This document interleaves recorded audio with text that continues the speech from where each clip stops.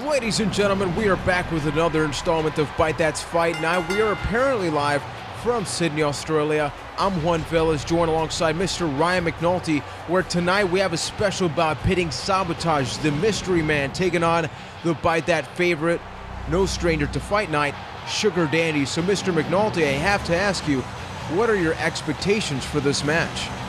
I expect a complete squash match. The man you see entering the ring right now, Sabotage, this guy is all business. He's got kind of a grungy look, and all he really cares about is hitting you in the face. I mean, he's got hell for Titantron, so obviously you got to think to yourself, just to what lengths will he go now? Once again, no stranger to fight night, Sugar Dandee, a very controversial, unorthodox guy, if you will, coming out of Goldberg's locker room. Knowing what we know about him, is he the odds-on favorite to win the match? I don't think so at all. As you heard, I picked Sabotage earlier, but can you really put your faith behind a guy named Sugar Dandee? I mean, let's be honest here.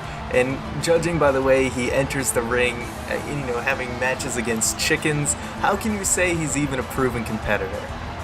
I mean, he's got John Morrison's glasses, he's got Brodus Clay's Titantron, so maybe it's all part of a plan that may, I guess, confuse his opponent. I mean, look at the way he comes out. I mean, he's whipped out a chainsaw in the past in the middle of the ring. That's a possibility, bowing down. So, is that part of his plan? I don't know. They really do have separate ideals. You got a guy who's all business versus a guy who seems to be all distractions. I mean, if you're going to bring a chainsaw to the ring, at least use it. Well, I don't think we condone murder in Byte That, Ryan. I mean, Keith got attacked by a bear once, but he made it out. In our rulebook against it. Well, you see the match here.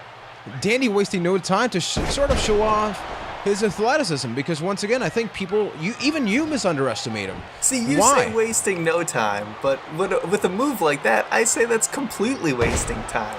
Instead of spinning around, I don't think that really adds too much to the move. Just knock him down to the mat and, move on to the next thing to punish your opponent instead of just spinning around like a dope. Oh, for all the trash you're talking about Dandee, I mean, he's looking pretty good. Your pick for the match is Sabotage, yet he's not looking too good right now. I keep the faith, and yeah, sure, Dandee's got the speed advantage, but I think, the power and technical ability of Sabotage will overcome. Yeah, Sabotage is very well known for his patented big boot finisher. So Dandee's got the Dandee T, which is that big DDT. He just slings you all the way down. So we got to be in the lookout for both those moves. This is a singles match. Remember, Alan, you see that he was going for that butt bop in the corner. I'm glad you clarified, because I actually thought it was a tag team match for a moment. Well, I mean, you never know, man. Anything's possible here at Fyte. It might be possible we got if chickens. Both were tagging with Manti Te'o's girlfriend.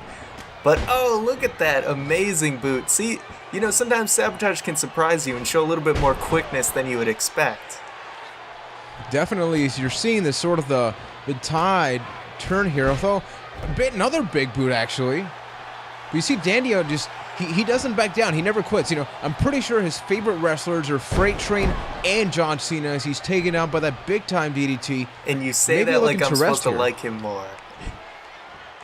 You know what, sir? I think as long as he's winning matches and winning fans with the patented C4, I mean, who needs ring psychology when you're a man of the stature of Dandee? And look at Sabotage wisely. A big impact move hit on him.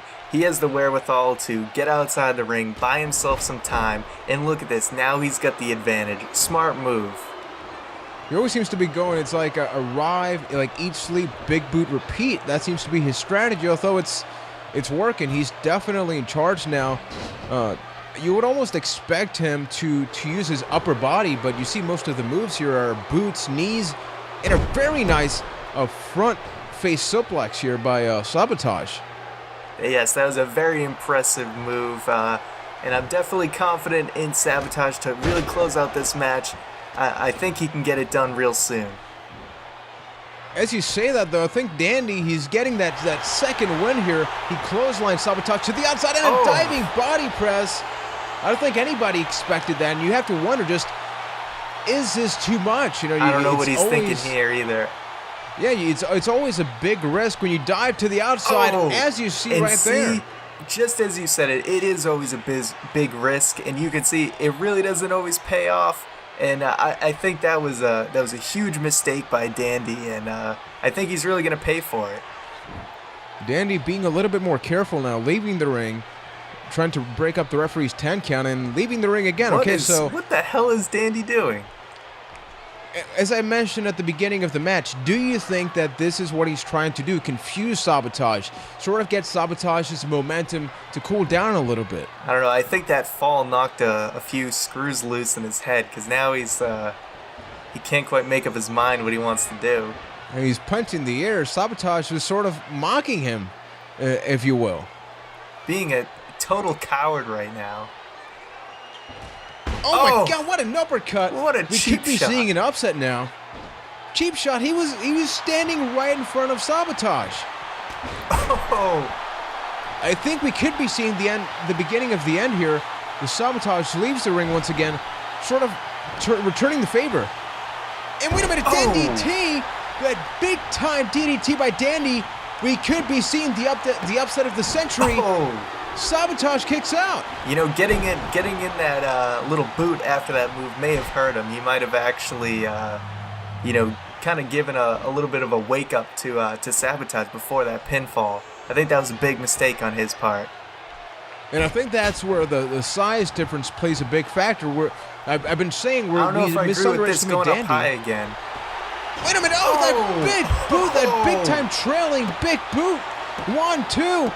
And it's over just like that, folks. Sabotage out of nowhere. We thought Dandee was about to sneak up that victory, as we're about to see a couple of replays of top moments of the match. Ryan, your pick won the match. What are your thoughts on that?